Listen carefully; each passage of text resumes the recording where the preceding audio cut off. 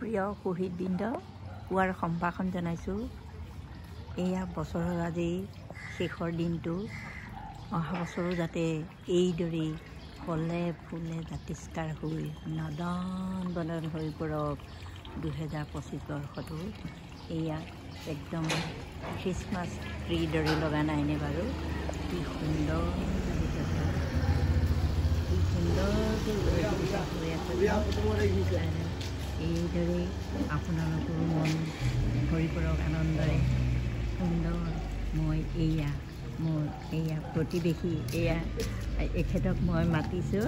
এয়া মই চুটি চাবৰ কাৰণে মই ছিঙিব নোৱাৰোঁ, গতিকে আমাৰ প্ৰতিবেশীক মই ছিঙিবলৈ নিমন্ত্ৰণ কৰিছোঁ।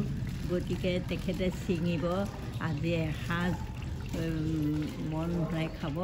গতিকে মনবোৰ ভাল লাগিছেনে বাৰু? সকলোৰে মনবোৰ ভাল হওক, সকলোৰে সুন্দৰ হওক। গতিকে এইদৰে আমি আত্মীয়তা বাঢ়িব পাৰোঁ, আত্মীয়তা গঢ়িব পাৰোঁ। কিমান ভাল লাগিছে নহয়নে বাৰু? এয়াই আমাৰ অসম দেশ। গুটি এটা গুজি থ'লেই কিমান সুন্দৰকৈ লহপহকৈ হয়। গতিকে আহিছোঁ সকলোৰে নতুন বৰ্ষৰ বাবে সুলভ জনালোঁ। 2025 বৰ্ষই সকলোলৈ ভাল মৰাণক আনন্দ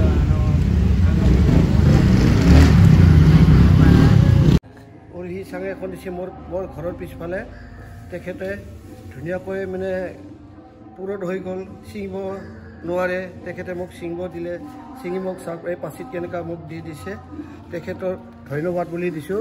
আজি বেলেগ দৰে মহিলাই তাৰমানে এইখিনি কৰিব নোৱাৰে, কিন্তু এই পাকি ঘৰটোত বঢ়িয়াকৈ সি সাৰ আৰু মাটি মিক্স কৰি বঢ়িয়াকৈ মানে অৰহি লগাইছে। তেখেতে আমাৰ ওচৰ চুবুৰীয়াক বিলাই সেনেকৈ খাই আছে, কিন্তু সেইটোৱে তেখেতৰ বিৰাট ভাল আৰু হ'ব দিয়ক।